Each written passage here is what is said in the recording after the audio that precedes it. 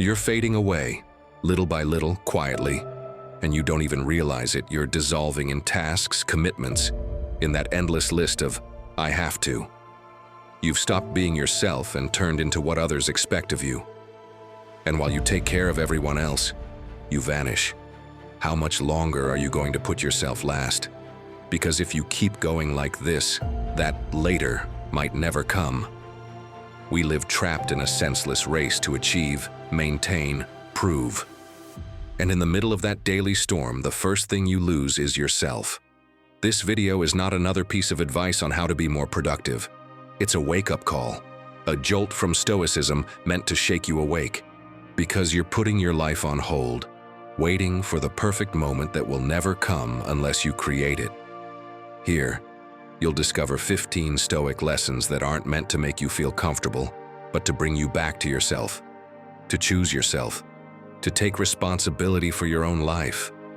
You didn't come into this world to meet expectations. You came to live with intention, with soul, with yourself in charge. So, are you going to keep postponing yourself? Or will you finally start thinking about you? Before we begin, let me tell you Diego's story. Because sometimes the most tragic thing isn't dying. It's going through life without ever having truly lived. Diego was the one everyone called when they needed something. The one who solved problems, did favors, filled in the gaps. If someone had to be picked up from the airport, Diego. If someone needed help watching the kids on Saturday, Diego. If there was a shift to cover at work, Diego. Always Diego. Never. How are you, Diego? He never said it, but he lived for others. Always rushing, always available, always taking care of everything, except himself. He was the classic, "I'll take care of it later," even though that later never came.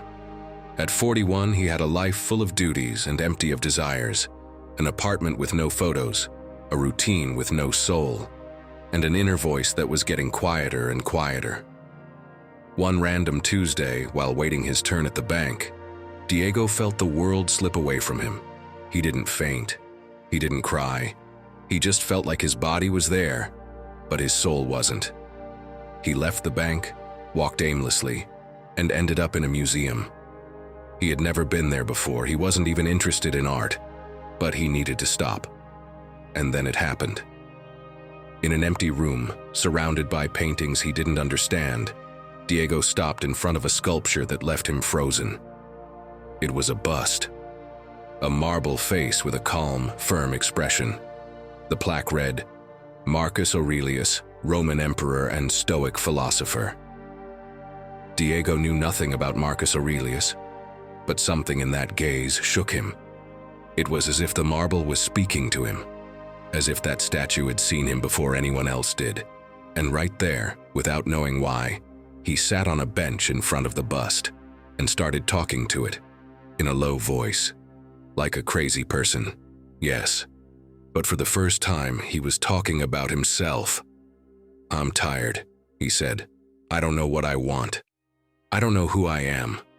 Why do I feel like I'm wasting my life even when I'm doing everything right?" And then, as if the universe was listening, an audio guide left on by another visitor started to play. A soft voice said, "Marcus Aurelius wrote, 'Stop living your life as if you were immortal. What matters is not how long you live, but how you live.'" Diego froze, not because of the coincidence, but because it felt like the marble was answering him. He stayed there for almost 2 hours without moving, and when he left the museum, he knew something had to change. He didn't become a philosopher. He didn't move to India, but he started living differently. He signed up for pottery classes, stopped replying to messages on Sundays, and for the first time in his life, he took a vacation without having to justify it.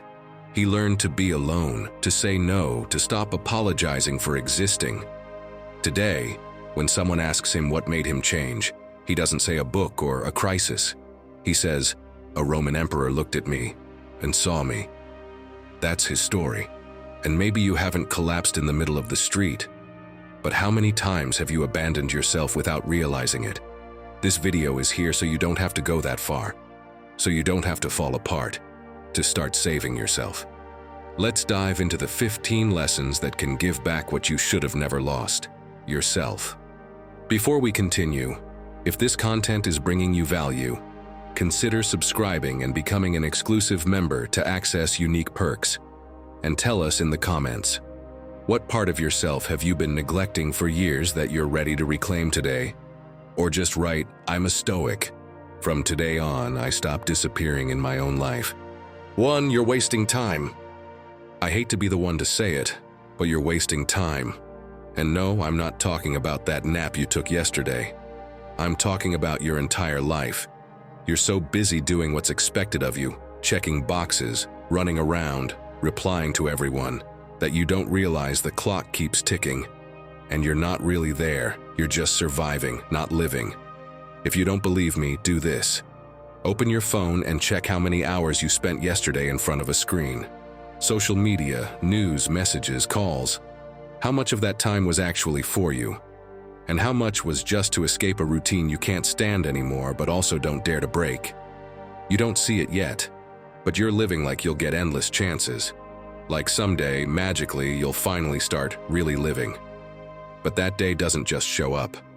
And this isn't just me saying it. Marcus Aurelius said it centuries ago.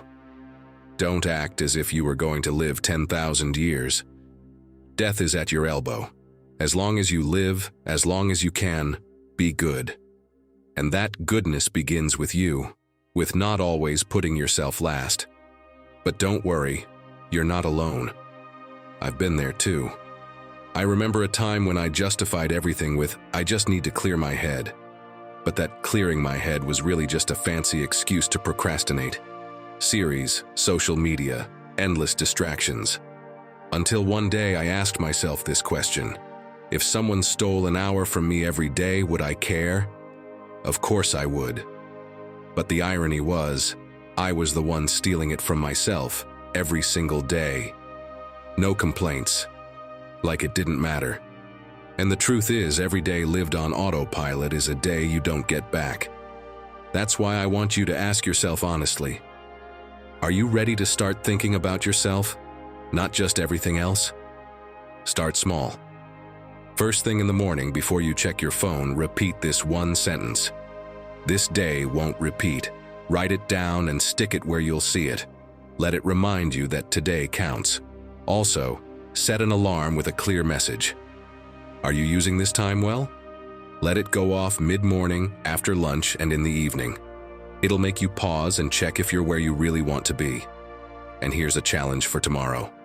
Choose just one action that brings you closer to what truly matters. Read something inspiring. Call someone you love. Write even a single paragraph. One thing, but make it yours. Something that reminds you you're alive. Because, my friend, you're not here just to get through the day. You're here to choose yourself, to build yourself. And if you don't do it now, if you don't wake up today, tomorrow will be just like today, only with one less day to begin. 2. Stop carrying what's not yours. I know, my friend, you're tired. And I'm not talking about the kind of tired that goes away with a nap. I mean the kind that sinks into your chest and makes you feel like you're dragging a ton of invisible weight every single day. But it's not because of everything you do. It's because of everything you carry. And no, don't look at your back. No, you're not wearing a backpack. But you are carrying other people's opinions, guilt that doesn't belong to you, demands you never asked for, and expectations you don't even agree with. And to help you understand what I mean, let me tell you the story of Maria Balán, the real woman behind the movie, The Impossible. She survived the tsunami in Thailand, but what really broke her was what came after. For years, she lived with a silent guilt, the guilt of having survived when so many others didn't. She became the rock of her family, the strong one, the one who never crumbled. But inside, she was falling apart. She didn't speak up, didn't complain, didn't allow herself to feel. She thought she had to repay life somehow, until one day she just couldn't go on. And that's when she realized something. She had been breathing, yes, but not living. The phrase that hit me the hardest was when she said she'd wasted years trying to be what everyone else needed, and had forgotten who she was, just like you do, when you worry about what your boss thinks even though they don't respect you. when you carry your partner's emotional baggage as if it were yours, when you wear yourself out trying to hold on to people who have already let go of you. And no, you're not failing. You're just carrying burdens that don't belong to you. Psychologist Tomás Navarro put it clearly on his podcast. We suffer more because of what we allow than because of what we confront. And he's right. Because most of the time, it's not what's happening around you that wears you down. It's what you allow inside. The interesting thing is, the ancient Stoics already had this figured out. Epictetus taught it in a simple but powerful way. Some things are up to us and some are not.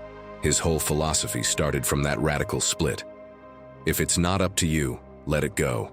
If it is, act with virtue. Sounds basic, but do you really know how to do it? Here's something different you can do tonight. Write down everything that's worrying you. Then one by one, cross out the things that aren't in your control. For example, my mom being in a bad mood, the team not doing their job, that guy not understanding me. That's not up to you. That's not your weight to carry. Also try this. The next time someone asks you for something you just can't take on right now, answer calmly and firmly. I can't right now. My plate's full. You can soften it if you want, say, I'd love to help, but at the moment I need to protect my energy. You don't need to be harsh, just clear. And most importantly, stop feeling guilty for not being everyone's lifeline. You're not. No one is. And if you try to be, the only thing you'll manage is to drown yourself. So what about you, my friend? What are you carrying that doesn't belong to you? Share it in the comments, because I promise you, you're not alone in this. We're all learning to let go. And your experience might help someone else do the same. This community is here to support you. Because when you stop carrying what isn't yours, you start getting your life back. And right now, that's exactly what you need most. 3, clear your head. You walk into a room with the lights off, silence. You take a step, boom. You smack into a chair someone left in the middle of the room. You try to dodge it and crunch.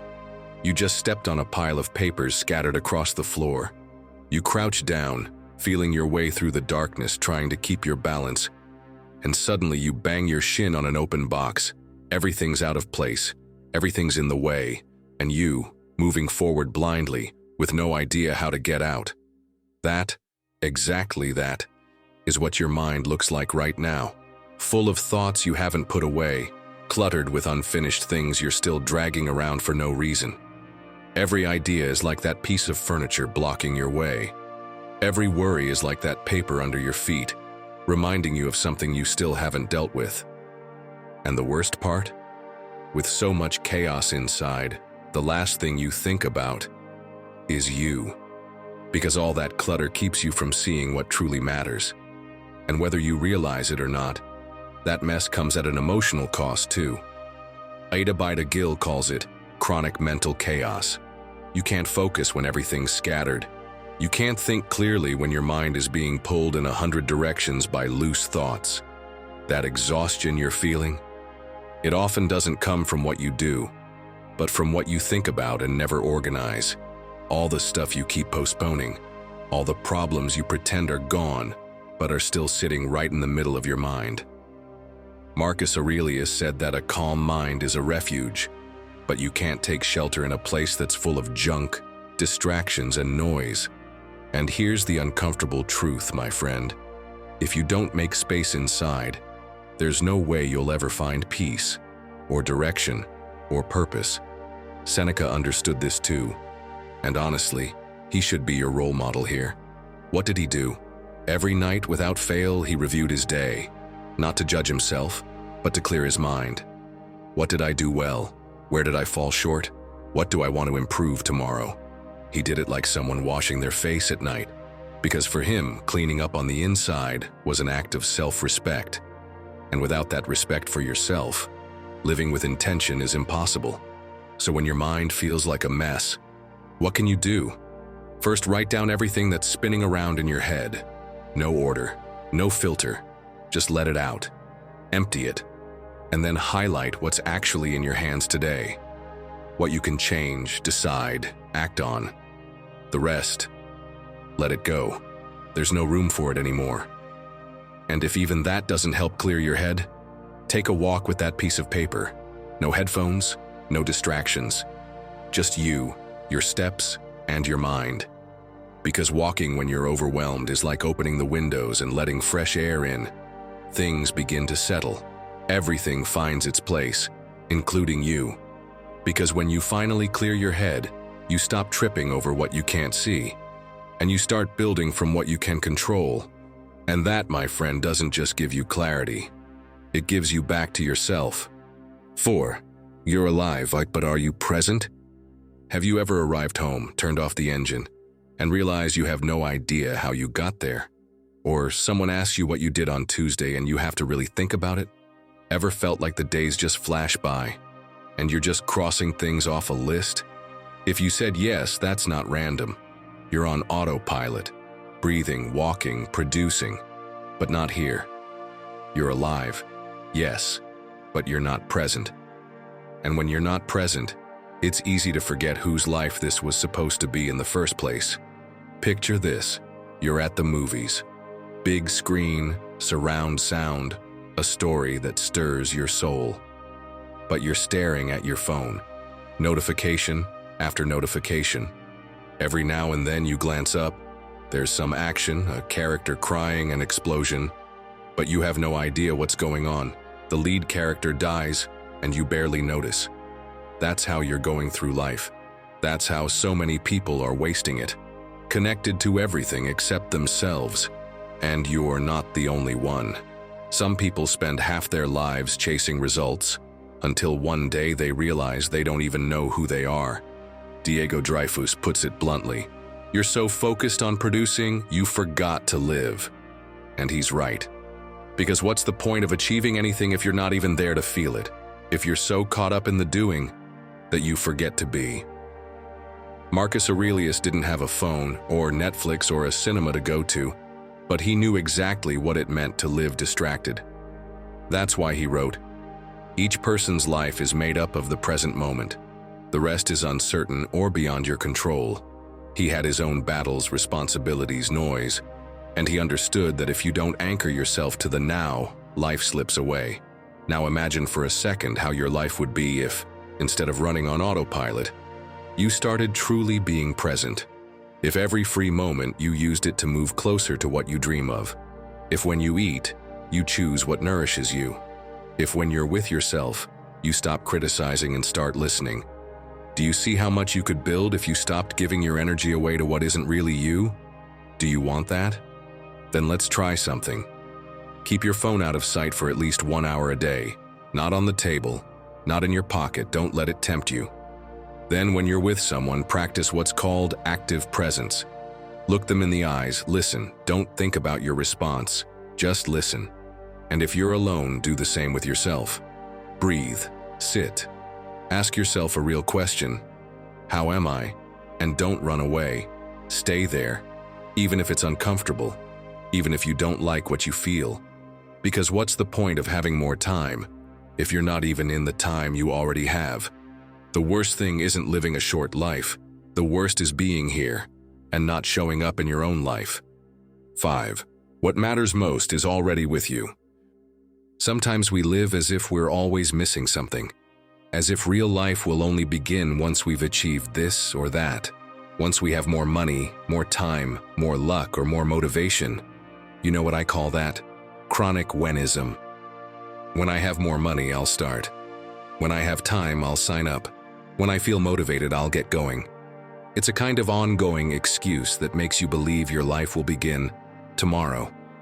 But that tomorrow never arrives, because there's always another when. And in the meantime, my friend, life goes on. It's like looking all over the house for your glasses, only to realize you were wearing them the whole time. That's you, rummaging through other people's drawers, looking outward, feeling incomplete, when the most valuable thing is already inside you, but you don't see it, because you're too busy chasing what you think you lack. And do you know who understood this perfectly? Though a little late, Laura Ingalls Wilder. She spent her whole life in the countryside, without formal education, without connections, without luxuries. She could have said 1,000 times, "When I know more, I'll write," or "When someone gives me a chance, I'll start." But one day she realized she already had what mattered: her story, her experience, and her voice. And with that, she wrote her first book at the age of 65. No more waiting. No more adding anything else. That's when she stopped postponing her life and started using it. And you? Think about it. How many times have you skipped doing something you truly wanted just because it wasn't the perfect moment? You haven't started that project because you don't have the ideal setup. You're not learning something new because you think your foundation isn't strong enough. You're not taking care of yourself because you don't have time. But in truth, what's stopping you isn't a lack of resources, it's the wrong perspective. So do you really need more, or do you just need to begin? Start by making a list of what you already have that could help you. Are you good at painting? Can you code? Are you great with people? Can you cook like nobody else? Are you super organized? That's your starting point. Don't underestimate it. Write it down. Because as long as you keep ignoring what's already yours, you'll keep waiting for something magical to show up from the outside. Next, think about that project you've been putting off. What part of it could you start today? No excuses. Maybe you can't do the whole thing, but you can take that first step. Then, every night, jot down one thing from your day that was already a gift. That conversation, that quiet moment, that small step forward. Gratitude makes you aware. Remember what Epictetus said: "Wealth consists not in having great possessions, but in having few wants." And he didn't say that just to sound wise, though he was, extremely. He said it so you'd stop postponing your life while waiting to have more. Because what matters is not all that you're missing, it's everything that's already with you and still unused. So my friend, stop waiting for the perfect moment and start building something with what you have today. 6. Reality doesn't negotiate with you. Have you ever planned everything down to the last detail? Set your goals with care, woke up with the right attitude, and suddenly something throws it all off without warning? You woke up ready to make the most of the day, fully motivated. But someone gives you bad news, something breaks, the plan changes, and you fall apart. Not because you can't keep going, but because you were expecting everything to go your way. But reality, my friend, isn't built around you. And that's where many people start wasting their lives. Not because of what happens, but because they get stuck in what they can't change. Let me be clear. Reality isn't going to ask for your permission. It won't explain itself, no, because your plans don't matter to it. You can yell, complain, or close your eyes. But reality will keep moving. And the longer it takes you to accept that, the more time you'll spend thinking about everything, except yourself. Sometimes it even feels like a joke. You had your month under control, your budget sorted, your plans in place. And suddenly, bam! The car breaks down, the washing machine dies, your boss changes the schedule. What you were going to use to move forward goes straight out the window in a second. So what do? Fall apart? Get stuck in, "This isn't fair"?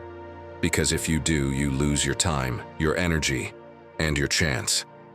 The Stoics were clear about this. You can't negotiate with reality, but you can choose how you face it. Epictetus didn't need a cape or a sword to say it powerfully. Don't seek for events to happen as you wish, but wish for them to happen as they do, and you will be fine. And this isn't just for the small stuff or everyday setbacks. Think of Bethany Hamilton. You probably know her from the movie Soul Surfer. She was 13 when a shark tore off her left arm. 13, a kid, a rising star in surfing. And even then, instead of giving up, she accepted her new reality. She learned to surf with one arm, competed, won, and became an inspiration to thousands. Not because everything went right, but because she chose not to fight the tide. Wake up, my friend. It's time to stop wasting your life trying to control the uncontrollable. So how do you start? Here's a simple exercise. Draw 3 circles. In the first, write everything that's worrying you.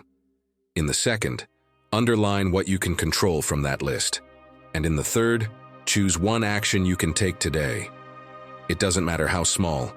What matters is that it's yours, that it puts you back in control where it counts. And meanwhile, remember, every time you accept what you can't change, you gain clarity to act on what you can. Every time you stop arguing with reality, you make room for yourself, to take care of yourself, to grow, to move forward. Because life, my friend, is like the ocean. You can't stop the waves. You can't ask it to be calm just because you need peace. But you can learn to surf, like Bethany, like so many others. And once you do, you stop living in fear of the unexpected and start living with the strength to face it. 7. Train your mind or it will destroy you. My friend, your mind is like an unleashed dog. If you don't train it, if you don't hold it tight, it'll bolt at the first sound it hears. And be careful, because when that happens, it doesn't just bite whoever's nearby, it bites you. In the form of sabotaging thoughts, recurring insecurities, mental stories that convince you everything's against you. And the worst part? You don't even notice. You think you're living, but really, you're just surviving the noise in your own head. You can feel it in the little things. When the alarm goes off and you think, 5 more minutes. When you look in the mirror and only see flaws.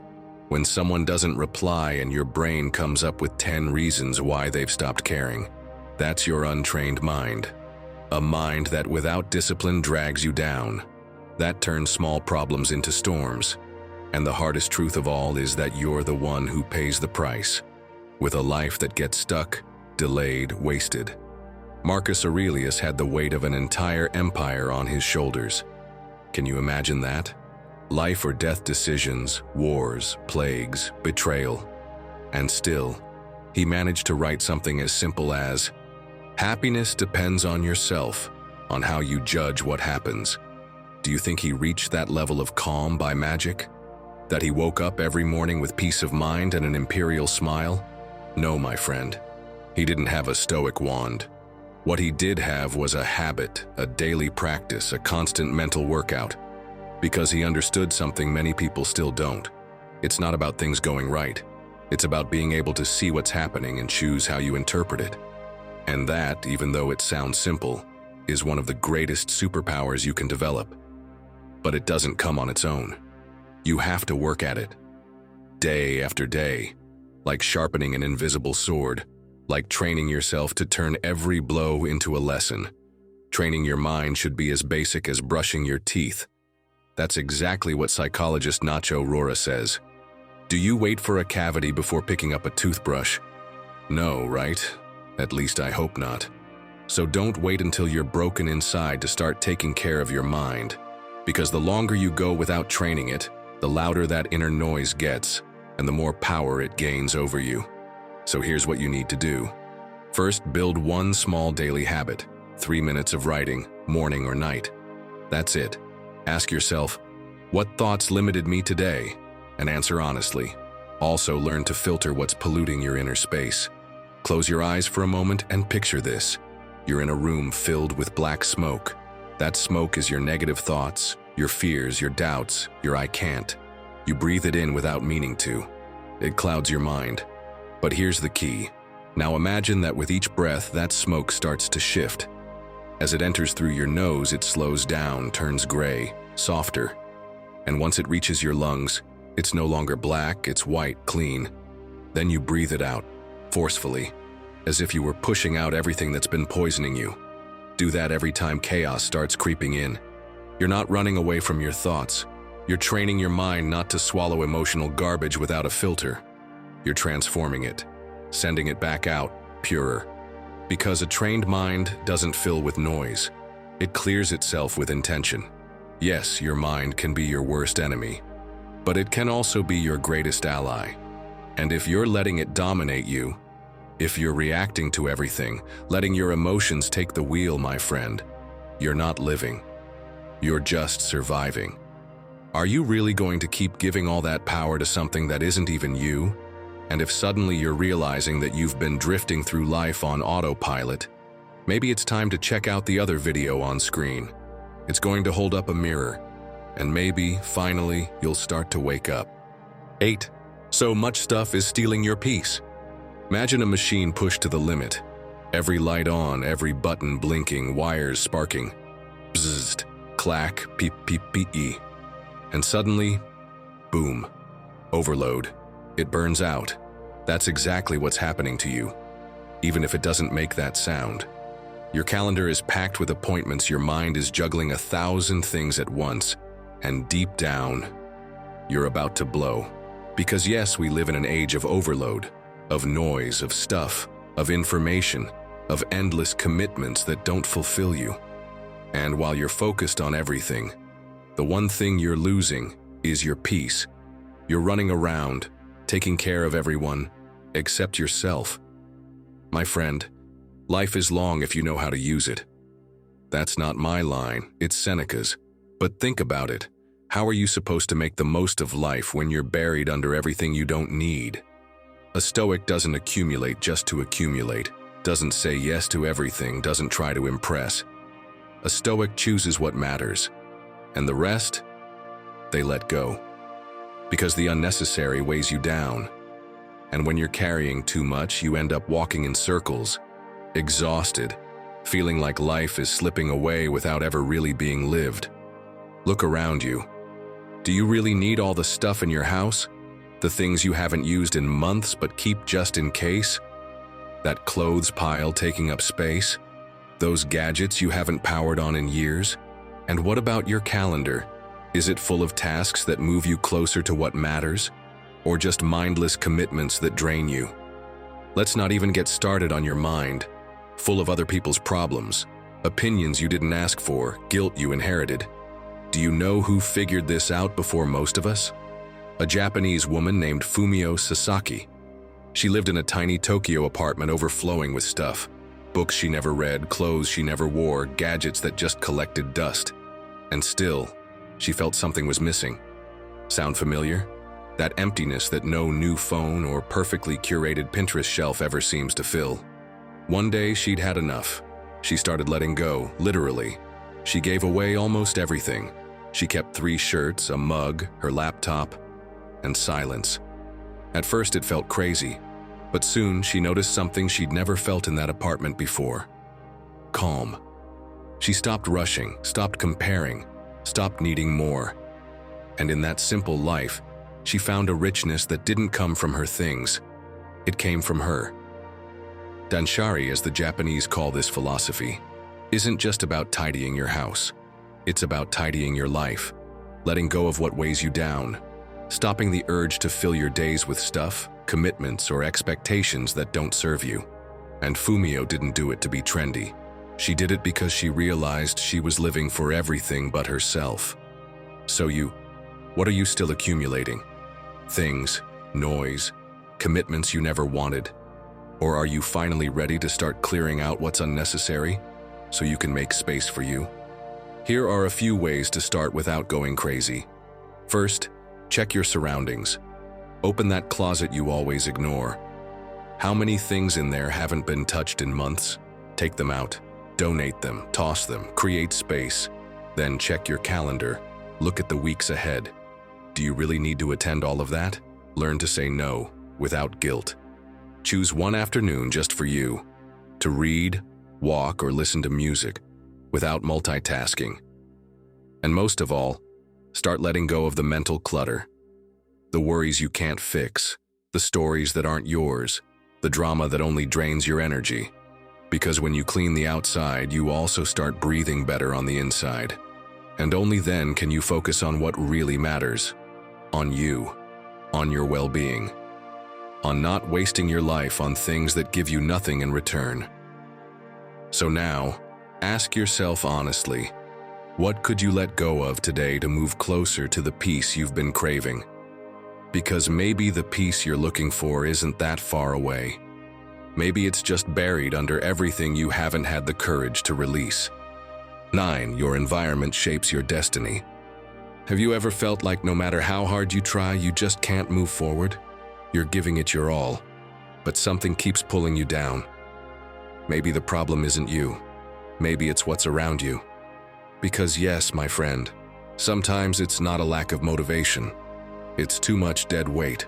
It's like trying to stand up from a chair, but someone tied your shoelaces to the legs without you noticing. You push, you struggle, and you don't understand why you can't move, until you finally realize that something, or someone, is holding you back. Seneca knew this well when he wrote, "Avoid those who make you feel like your life is worthless." Harsh, but true. Because sometimes the thing that drains you most isn't what happens in your life. It's the people who stay in it just to wear you down. A Stoic doesn't go through life putting up with everyone. They choose, they observe, they decide. Because they know their peace is too valuable to hand over to just anyone who shows up with a storm. And I say this from experience. There was a time in my life when I let it happen too. I needed support. I was dealing with a serious health issue. And when I tried opening up to certain people, everything went sideways. They'd change the subject as fast as they could. They'd hit me with a "don't be so dramatic," or straight up call me a whiner. Their problems, their drama, their needs were always the priority. I was just there to listen, to do favors, to be available. But when I needed something, they vanished, or worse, made me feel guilty for asking. It took time to see it. But once I did, everything started to shift. I realized I couldn't keep surrounding myself with people who made me feel small, selfish, or weak, just for thinking about my own needs. And if you're in that same place, always giving, never receiving, then it's time to change your environment and finally give yourself the space you deserve. First, take a calm look at the people who do inspire you, the ones who listen without judging, who genuinely cheer you on. Surround yourself with them. Let them take up more space in your life. Second, start cutting back, without guilt, on the ones who always have a complaint, who shut you down when you talk about your dreams, or who constantly turn every conversation back to themselves. No, you don't need to keep putting up with that just because of habit or obligation. Third, go out and find new connections.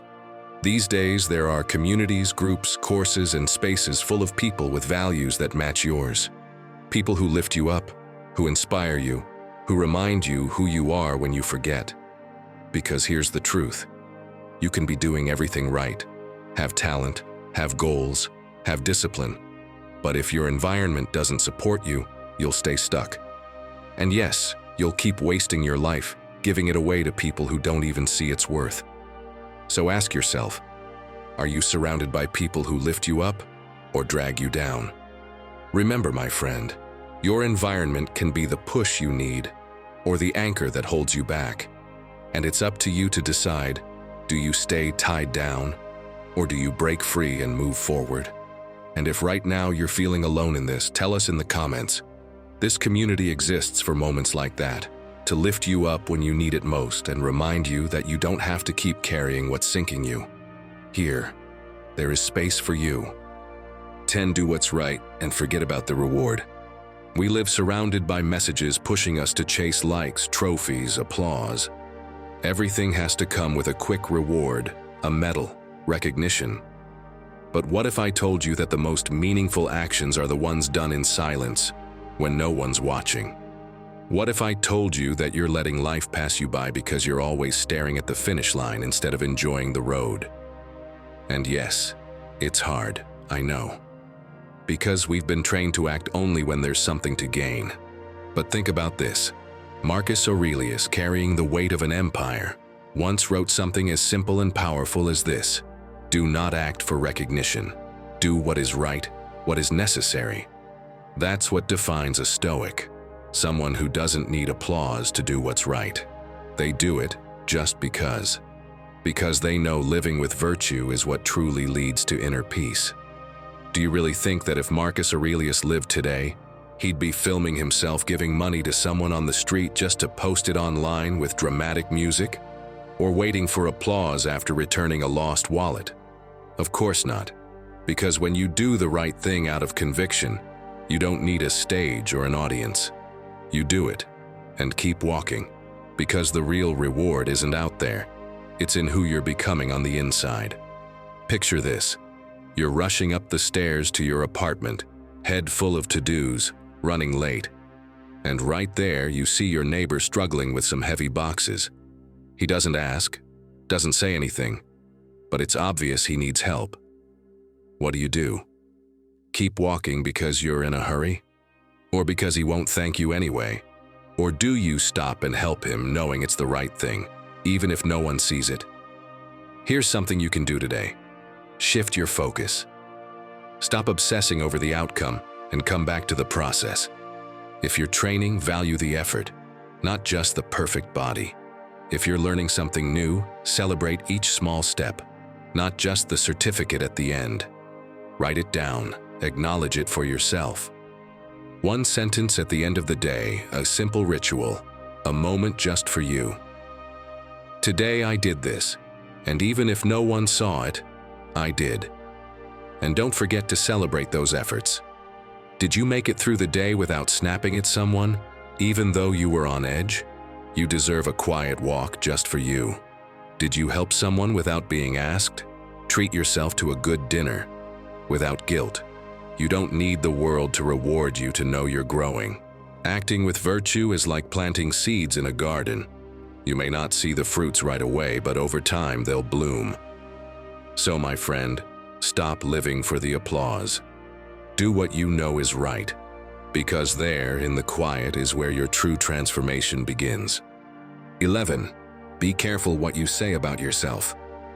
Imagine this. You wake up, put on a pair of invisible headphones, and for the rest of the day, there's just one voice playing, non-stop. And what it says isn't kind. You're a mess. Look at how awful you look. You screwed up again. You're never going to make it. That voice follows you to work, comes with you to the gym, even slips into your shower. And by the time night falls, no wonder you feel drained, frustrated, or empty. My friend, that voice isn't your enemy. It's you. And the worst part is, you're doing this to yourself, without even noticing. But now picture this instead. What if, instead of that critical voice, the one in your headphones was Epictetus? A firm voice saying, "Do what depends on you without complaining. You're stronger than you think." Wouldn't the day feel completely different? He made it clear long ago. No person can harm you without your consent. And while that may sound extreme, the truth is, a lot of the harm starts with how you speak to yourself. Let's be clear. Every time you say, "I'm a disaster," because you made a small mistake, that's not humility. That's planting seeds of insecurity. Every time you look in the mirror with contempt or downplay a compliment, you're feeding that toxic voice. And the more you listen to it, the more control it has. I recently heard an episode of Patri Psicologa's podcast with Christina Miter. During her "Girl, Don't Complicate Things" tour, they said it straight. If you wouldn't talk to your best friend like that, then why do you talk to yourself that way every day? Do you really think you can build a meaningful life if your inner dialogue sounds like a battlefield? Let's change that. First, identify one of those negative phrases you keep repeating. It could be, "I'm lazy. I always screw things up. I'm just not consistent." Write it down. Seeing it outside your head is already a step forward. Second, replace it with something fairer. You don't need to go all in with, "I'm amazing and perfect." You won't believe it anyway. But you can say, "I'm learning to be more consistent," or "I make mistakes, but I keep going." The goal is for that voice to start sounding more like an ally and less like an enemy. Third, create a personal Stoic mantra to start your day. Something short that reminds you who you are when things get tough. For example, "Today I act with strength, even if I doubt." Or, "I can't control everything, but I can control how I respond." Write it down, stick it on your mirror. Let it be louder than the thought that keeps holding you back. And when you mess up, because you will, like all of us, pause for a second and ask yourself, would I talk this way to someone I care about? If the answer's no, don't say it to yourself either. So tell me, what phrase have you been repeating without realizing it? Share it in the comments, and let us know what you'll replace it with. Maybe your new phrase will inspire someone else in this community. Because no one should have to live with headphones full of self-hate, especially not when the voice behind it is their own. 12. Your emotions are not an excuse. There are days when you feel awful. Really. Zero energy, zero motivation, zero patience. Days when everything feels heavy, annoying, overwhelming. And I get it, my friend. We've all been there. But be careful. Feeling bad doesn't give you permission to treat others poorly or to abandon what matters to you. Because when you start using your emotions as an excuse to disconnect, to close your eyes and let life slip by, in the end, the one who loses is you.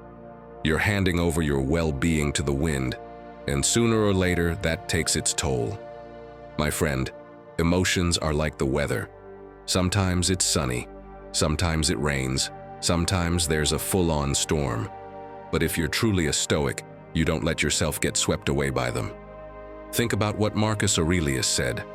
Anger, if not restrained, is frequently more hurtful than the injury that provokes it. The Stoics weren't emotionless robots. They didn't pretend everything was fine.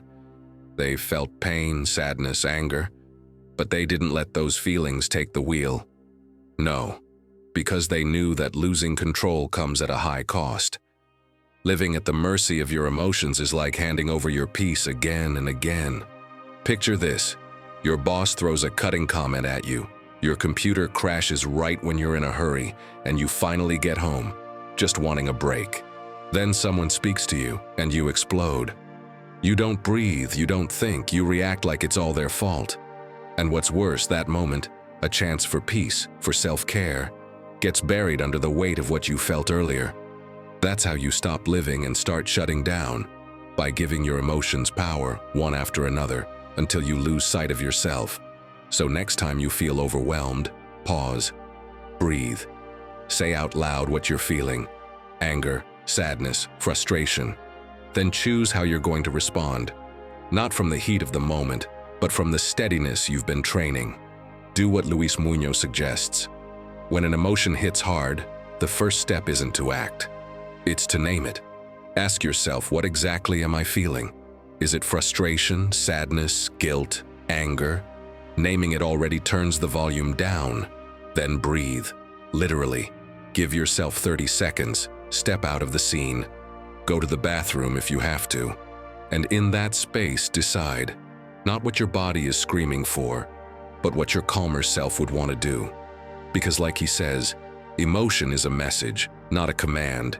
You can listen to it without letting it sweep you away. Remember what Seneca said, the greatest power is self-control. And that power doesn't come from having perfect days.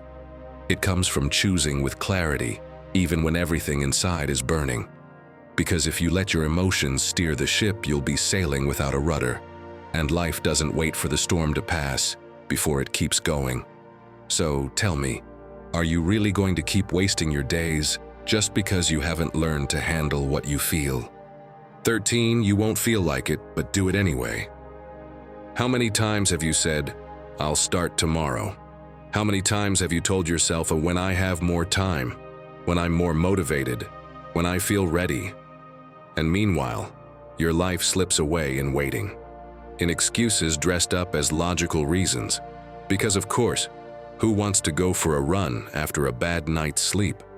Who's eager to sit down and study after an 8-hour workday? And who feels like sorting through mental chaos when they're emotionally drained? But listen closely. Motivation is an occasional guest. Discipline, that's the one that changes your life. Epictetus said it plainly.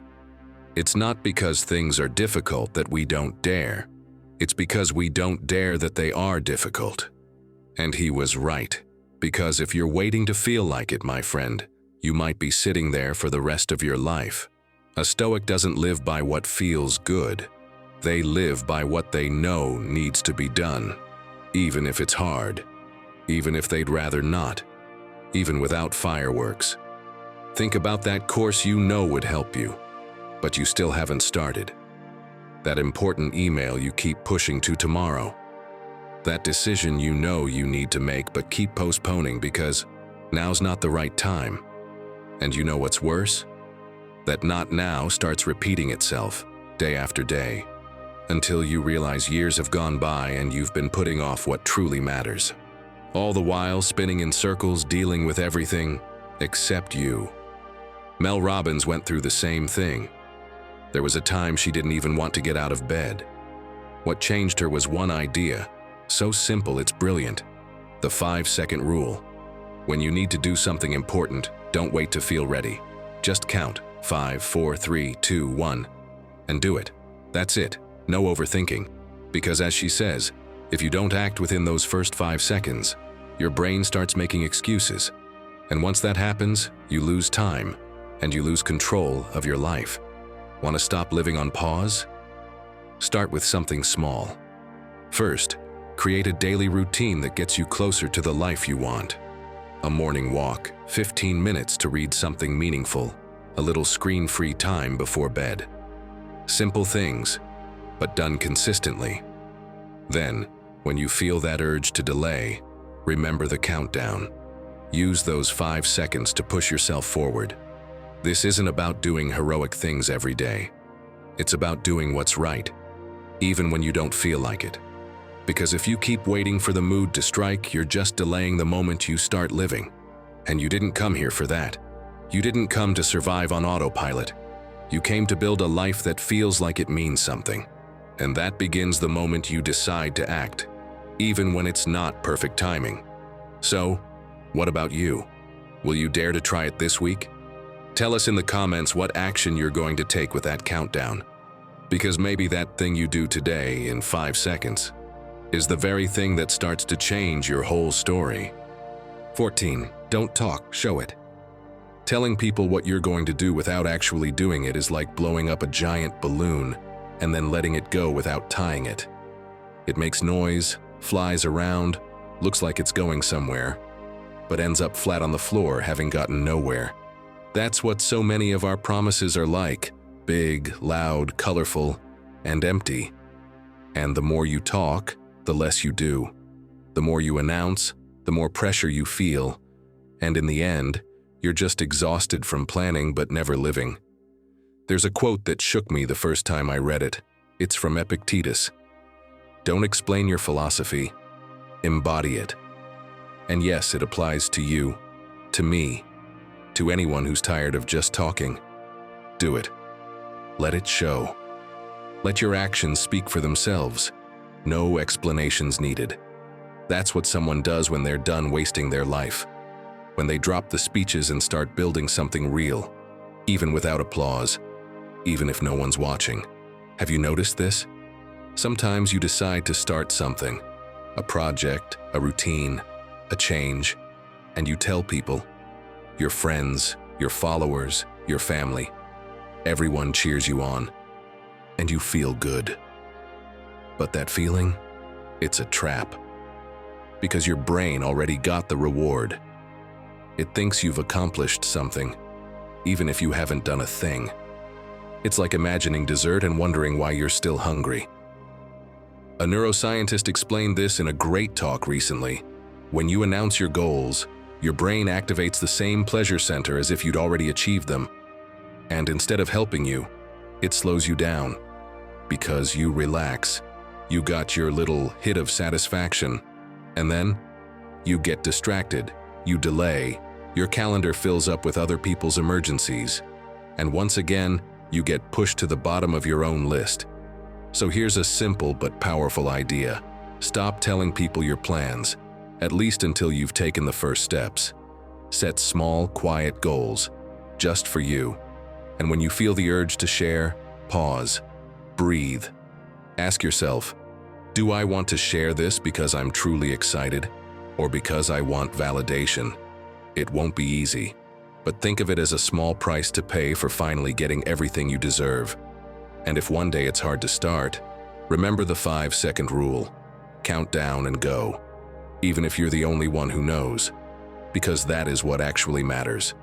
And don't forget Seneca's words: deeds, not words. In a world where everyone's shouting their intentions, the real impact comes from those who act in silence, from those who change their lives without asking for permission, from those who make themselves a priority, without needing to explain it. My friend, there's still one more thing. Something that, if you're not clear on it, could undermine everything we've talked about so far. Because there's one last truth, and it changes everything. You're about to discover it in the next and final point. So don't go anywhere, because if you've come this far, what comes next might just be the turning point you've been needing. 15, start now, even if you're not ready. You probably have a dream you've been keeping tucked away for years. That trip you always say you'll take when you have the time. That project that's been in your head for months. That life change that sounds amazing. But according to you, now's just not the right moment. Why not? Because you don't have enough money yet. Because your mom needs you close. Because work is hectic right now. Because. And in the meantime, you keep postponing what would actually make you happy. You keep focusing on everything going on around you, and not on what you need. And my friend, if you're living only for what's outside and not for what moves you on the inside, then you're not living your life, you're living someone else's. You know what Seneca would say if he were listening to you? While we waste our time hesitating, life is slipping away. And he's absolutely right. Because it's not that you don't have time, it's that you're giving it away to everything that doesn't build you up. A Stoic doesn't wait for guarantees, they act with intention. If something matters, if you know it's right for you, you do it. Period. Even if everything feels uncertain, even if you don't know how it'll turn out. Because waiting for the perfect setup is just a fancy way to never begin. And if you're thinking, yeah, but I don't have everything I need. Listen to this. Do you know Daniel Habif? Today he fills theaters and is one of the most watched speakers in the Spanish-speaking world. But do you know how he started? Recording videos in his car. Literally. No fancy lights, no mic, no studio. Just him, his voice, and his phone balanced on the dashboard. Today he fills auditoriums, sells books, and speaks to thousands. And why? Because he didn't wait for it all to be perfect. He started with what he had, and look how far he's come. So tell me, my friend, what's your excuse today? Now it's your turn. What are you postponing? What part of your life have you put on hold waiting for who knows what?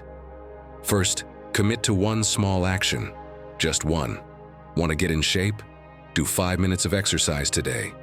Want to write? Open a document and write even one messy paragraph. Want to change jobs? Look up one option. Stop overthinking. Just do something. Second, set a no excuses day each week. One day where you force yourself to move forward, even if it's uncomfortable, even if you're not in the mood, even if fear's whispering in your ear that you're not good enough. And third, burn this into your brain.